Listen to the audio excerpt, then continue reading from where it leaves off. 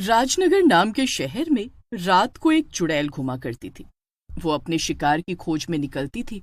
जैसे ही उसे कोई इंसान अकेला नजर आता था, वो उसे अपने नुकीले दांतों से खा जाती थी। हालांकि शहर के काफी लोग इस बात पर विश्वास नहीं करते थे, पर फिर भी सब रात को अकेले बाहर नहीं निकला करते थे। एक दिन रात को एक लड़का सुनसान रोड पर चल रहा होता है। अरे वाह, मिल गया मेरा शिकार।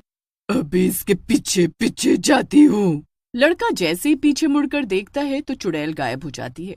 फिर लड़का बेफिक्र होकर आगे देखकर मजे से वॉक कर रहा होता है। चुड़ैल फिर उस लड़के के पीछे आकर उसके कंधे पर हाथ रखती है।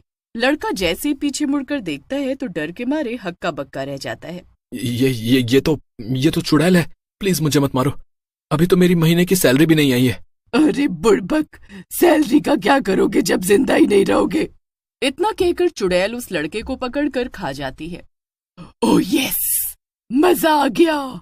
ऐसे ही एक रात को चुड़ैल एक हॉस्पिटल में अपना शिकार ढूंढने जाती है। यहाँ तो बहुत अच्छी खून की खुशबू आ रही है। इस हॉस्पिटल में जरूरी कोई मुर्दा घर होगा। एक बार जाकर देखती हूँ।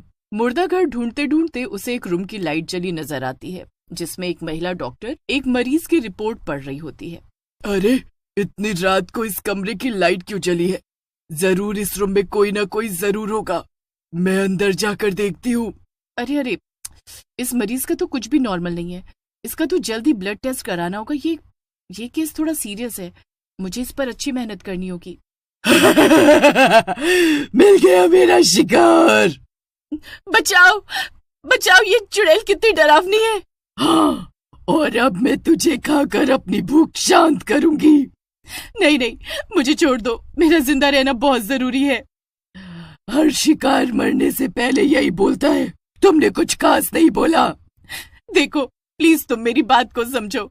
मैं एक डॉक्टर हूँ। मेरे कंधे पर कई जिंदगियों की जिम्मेदारियां हैं। अगर मैं उनका इलाज नहीं करूंगी तो वो मर जाएंगे। मुझे मत मारो।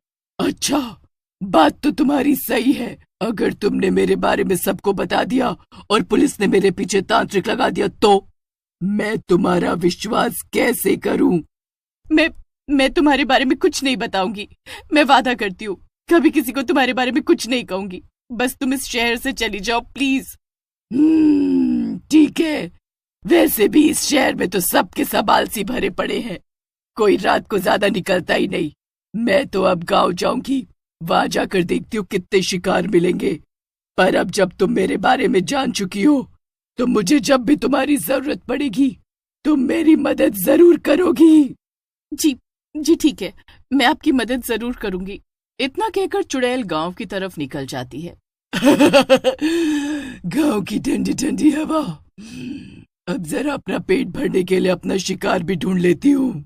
उस रात को एक किसान की लड़ाई उसकी पत्नी से हो जाती है। हे भगवान, तुमने तो मेरी नींद खराब करके रखी है। ये जो तुम रात को रेलगाड़ी की तरह खर्राटे लेते हो, उससे मेरी इतनी अच्छी नींद टूट जाती है। किसान की पत्नी किसान को आधी रात में घर से बाहर निकाल देती है। किसान खेतों में सोने की कोशिश करता है, तभी चुड़ैल की नजर उस किसान पर जाती है। अरे वाह, पहले दिन ही शिकार मिल गया। गांव सच में सबसे अच्छा है। अभी इसका शिकार करती हूँ। चुड़ैल किसान की खटिया के नीचे जाकर लेट जाती है। किसान नींद न आने की वजह से करवटें ले रहा होता है। करवट लेते लेते वो पेट के बल लेट जाता है और वो देखता है कि चुड़ैल उसकी खटिया के नीचे होती है। कैसा लगा मेरा सरप्राइज? चुड़ैल किसान की गर्दन पकड़कर उसे खाने लगती है। मजा आ गया। अब और शिकार ढूंढने जाती हूँ। ऐसे ही चुड़ैल हर रोज रात को गांव के काफी लोगों को खा जाती है। चुड़ैल का आतंक गांव में फैल जाता है और रात को सब दुबक कर अपने अपने घर में ही रहने लगे और बाहर नहीं निकलते थे। एक रात को चुड़ैल शिकार ढूंढने के लिए चक्कर लगा रही होती है। कितने दिन हो गए पेट भर के शिकार खाए नहीं। आज तो पेट जरूर भरूंगी। जैसे ही कोई दिखेगा उसे झपट कर खा लूंगी। तभी चुड़ैल को एक औरत की रोने की आवाज आती है। अरे वाह, किसी के रोने की आवाज आ रही है। मतलब शिकार यहीं कहीं है। चुड़ैल जाकर देखती है कि एक औरत रो रही होती है, साथ में उसका पति लेटा होता है। चुड़ैल जाकर उसको डराने की कोशिश करती है। मैं तुम्हें खा जा। अरे हमें कोई दिक्कत नहीं है, आप हमें खा सकती हो। वैसे भी अब जीने के लिए बचा ही क्या है, सब कुछ तो मेरा बर्बाद हो चुका है। इससे बढ़िया तो तुम्हारी भूख मिट जाएगी हमें खा के। चुड़ैल को आश्चर्य होता है कि वो औरत उससे डर क्यों नहीं रही। उसके अंदर ये जानने की जिज्ञासा जागती है कि उस औरत के साथ आखिर हुआ क्या है। तुम पहली ऐसी इंसान हो जो मुझसे डरी नहीं, बल्कि खुद मुझे खाने को बोल रही है। जरूर ही तुम्हारे साथ कुछ बुरा घटित हुआ है। मुझे बताओ क्या हुआ है तुम्हारे साथ। तुम मेरे साथ ये आदमी लेटा हुआ देख रही हो, ये मेरे पति हैं और इनकी हालत बहुत खराब है। हमारे पास इलाज करवाने के लिए 1 रुपया भी नहीं है। अरे तो तुम यहाँ बैठकर रो क्यों रही हो? किसी सरकारी अस्पताल में जाकर अपने पति का इलाज कराओ। तुम्हें क्या लगता है कि मैं सरकारी अस्पताल नहीं गई होंगी? मैं गई थी, पर वहाँ पर इलाज करने की कोई सुविधा ही नहीं है, और अस्पताल में डॉक्टर छुट्टियों पर गए, और वो भी जाने कितने दिनों के लिए। अगर गांव के सरकारी अस्पताल का ये हाल है तो बाकी सब कहाँ इलाज कराने जाते हैं? गांव के आधे लोगों की यही कहानी है। ये तो बहुत बड़ी समस्या है। बहुत हो गया मेरा शिकार ढूंढने का खेल। अब मैं तुम गांव वालों के लिए कुछ न कुछ जरूर करूंगी। चुड़ैल को शहर में मिली उस महिला डॉक्टर के बारे में याद आता है। चुड़ैल शहर जाकर उस महिला डॉक्टर से मिलती है। हेलो डॉक्टर जी, कैसी हैं आप? अरे ये चुड़ैल फिर आ गई। क्या हुआ, खुश नहीं हुई मुझे देखकर? नहीं, ऐसा तो नहीं कहा मैंने। बताओ कैसे आना हुआ तुम्हारा? मैं कुछ दिनों पहले गांव गई थी और वहाँ के अस्पताल की हालत बहुत ज्यादा खराब है। वहाँ डॉक्टर इलाज करने को नहीं है, जिसकी वजह से गांव के लोग जिंदा नहीं रह पाते हैं। और मैं तो बस इतना चाहती हूँ कि तुम मेरे साथ गांव चलो और वहाँ के लोगों का इलाज करो। क्या? मैं और गांव? नहीं, मैं बिल्कुल भी गांव नहीं जाऊंगी और वहाँ के लोगों का इलाज नहीं करूंगी। अरे मुझे इलाज के पैसे कौन देगा? मुझे समाज सेवा करने का कोई शौक नहीं। शायद तुम्हें याद नहीं कि तुमने मुझसे वादा किया था कि जब भी मुझे तुम्हारी जरूरत पड़ेगी तुम मेरी मदद जरूर करोगी। चुड़ैल सुनीता के शरीर में घुस जाती है और गांव जाकर गांव के लोगों का इलाज करने लगती है। चुड़ैल सुनीता के शरीर में घुसकर सबसे पहले तो उस औरत के पति का इलाज करती है। चुड़ैल अस्पताल पहुंचकर उस औरत के पति का इलाज करती है। कुछ घंटों बाद इलाज पूरा हो जाता है और औरत का पति होश में आने लगता है। आपका बहुत बहुत शुक्रिया मेरे पति को बचाने के लिए। शुक्रिया की कोई जरूरत नहीं है। बस जैसे आज तुम्हारे पति को बचाए है, वैसे ही बाकी सारे गांव के लोगों को भी बचाना है। लेकिन दिक्कत यह है कि मैं सिर्फ रात को ही निकल सकती हूँ। तो कोई बात नहीं, लोग तो इलाज कराने रात को भी आ जाएंगे। औरत अपने पति के ठीक होने की खुशी सभी गांव वालों के बीच जाकर सुनाती है।